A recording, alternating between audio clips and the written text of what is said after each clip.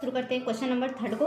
Question number 3 क्या दे रखा है, यदि कोई वस्तु दे रखी है आपकी जो 15 सेंटीमीटर वक्रता त्रिज्या के अवतल दर्पण से 10 सेंटीमीटर की दूरी पर स्थित हो। ठीक है, हमें क्या करना है, हमें प्रतिबिंब की स्थिति ज्ञात करनी है। ठीक है, हमें क्या दिया हुआ है, दर्पण दे रखा है, दर्पण की वक्रता त्रिज्या दी हुई है और क्या दी हुई है आपको, वस्तु की दर्पण से दूरी यानी u। तो पहले हम क्या करेंगे, दोनों चीज़ों को लिख लेंगे, हमें क्या क्या दिया हुआ है। तो सबसे पहले हम लिखेंगे वक्रता त्रिज्या, बात किसकी कर रहा है, अवतल दर्पण की। ठीक है, ये क्या है आपकी वक्रता त्रिज्या।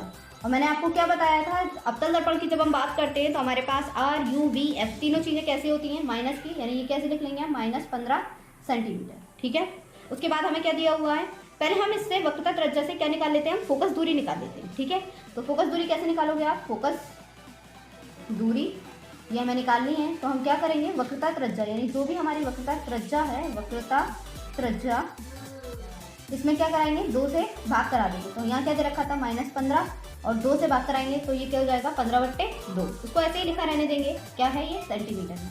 उसके बाद क्या है, अवतल दर्पण से 10 सेंटीमीटर दूरी पर रखी है कोई वस्तु। ठीक है, तो यहाँ क्या करना है, 10 सेंटीमीटर, ये क्या चीज़ हो गया आपका, u क्या चीज़ होती है, वस्तु की दर्पण से दूरी, दर्पण से दूरी। ठीक है, कितनी दे रखी है आपको u का मान, ये हमें दिया हुआ है -10 सेंटीमीटर। ठीक है, अब क्या करेंगे, हम सूत्र लगाएंगे, 1/f equals to 1/v plus 1/u। u और v को आप आगे पीछे कैसे भी लिख दीजिए, क्योंकि ये प्लस में है तो इससे कोई फर्क नहीं पड़ेगा। ठीक है, अब क्या करेंगे, हमें निकालने फिर से u है तो फॉर्मूला क्या बन जाएगा, 1/f minus 1/u equals to क्या बन जाएगा, 1/v। अब क्या करना है, हमें मान रखेंगे, f का मान है हमारे पास -15/2, तो ये कैसे लिखेंगे, -15/2। ठीक है, उसके बाद -1/u, u का मान कितना है, -10 सेंटीमीटर। ठीक है, और इक्वल्स टू में क्या है, 1/v।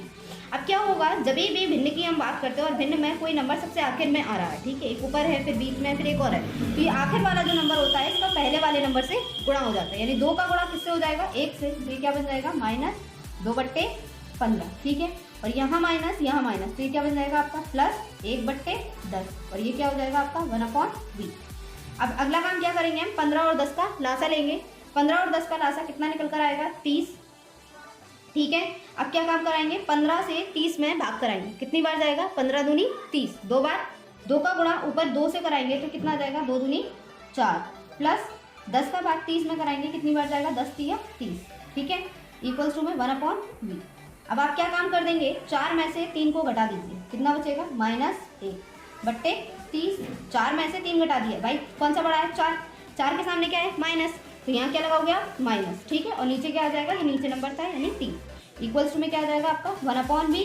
अब क्या करेंगे आप, कैसे गुणा कराएंगे, तो b का गुणा इससे हो जाएगा, ये क्या बन जाएगा, -b इक्वल्स टू 30, तो माइनस को उधर पक्षांतर करा देंगे तो v इक्वल्स टू आ जाएगा आपका -30, और यूनिट क्या है आपकी, सेंटीमीटर, ये क्या हो जाता है आपका आंसर।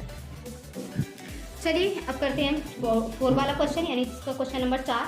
क्वेश्चन नंबर 4 में आपको क्या दिया हुआ है, 20 सेंटीमीटर फोकस दूरी के अवतल दर्पण के सामने एक वस्तु कहाँ रखी हुई है, 30 सेंटीमीटर दूरी पर स्थित है। हमें क्या याद करना है, हमें प्रतिबिंब की स्थिति ज्ञात करनी है। ठीक है, तो सबसे पहले आप क्या काम करते हैं, हमेशा सवाल पढ़ने के बाद सबसे पहला आपका काम होता है कि आपको जो जो दिया हुआ है उसे नोट कर लीजिए। सबसे पहली चीज़ क्या है, फोकस दूरी, तो लिखिए इसको फोकस दूरी। ठीक है, अब कौन सा दर्पण चल रहा है आपका, अवतल दर्पण चल रहा है, तो कैसी हो जाएगी, -20 सेंटीमीटर, लिख लिया। उसके बाद क्या हुआ है, दर्पण से वस्तु की दूरी, तो यहाँ लिख लीजिए, वस्तु की दर्पण से दूरी हो या दर्पण के सामने कोई वस्तु है, बात एक ही चीज़ है। ठीक है, तो यहाँ लिख लेंगे हम वस्तु की दर्पण से दूरी। ठीक है, ये क्या चीज़ होता है आपका, ये फोकस दूरी होता है f, और दर्पण की वस्तु से दूरी या वस्तु की दर्पण से दूरी क्या हो जाता है आपका u। ये क्या दिया हुआ है आपको, -30 सेंटीमीटर। ठीक है, क्योंकि हमें कितना दे रखा था, 30। अब क्या करेंगे, हमें क्या निकालना है, वही चीज हमें क्या ज्ञात करना है, प्रतिबिंब की स्थिति। तो यहाँ लिखेंगे प्रतिबिंब की दर्पण से दूरी, ये क्या करनी है, हमें v याद करना है, तो इसको क्या बना देंगे, क्वेश्चन मार्क। अब पहले सबसे पहले क्या करेंगे, दर्पण के लिए जो सूत्र होता है वो लिखेंगे, 1/f equals to 1/v plus 1/u। ठीक, फिर से सेम काम, 1/f माइनस 1/u, यानी u का पक्षांतर करा कर ले आएंगे, यहाँ u प्लस का था तो यहाँ कैसा आ जाएगा, माइनस का, और इक्वल्स टू में आप क्या लिखेंगे, 1/v। सही है, अब क्या करना है आपको, f का मान रख दीजिए 1/f, f कितना है आपका -20, माइनस u का मान कितना है, टी इक्वल्स टू में 1/b। अब क्या हो जाएगा ये आपका जो माइनस साइन नीचे आता है इसे हम ऊपर ले लेते हैं और ये क्या बन जाएगा आपका 20, ये माइनस और ये माइनस क्या बन जाएगा प्लस 1/30 और इक्वल्स टू में क्या है आपका 1/b।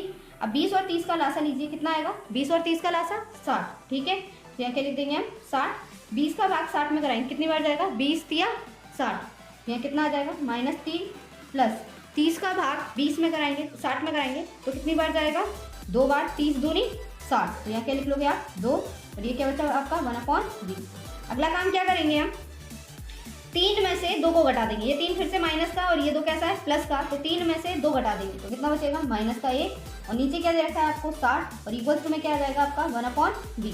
फिर से क्या कराएंगे आप कैंची गुणा, जब कैंची गुणा कराते हैं तो क्या होता है दूसरी तरफ के हर का पहले तरफ के अंश से गुणा हो जाता है और पहले तरफ के हर का दूसरे तरफ के अंश से गुणा हो जाता है। तो ये b का गुणा -1 से हो गया -b बन जाएगा, 60 का गुणा 1 से होकर क्या बन जाएगा ये 7।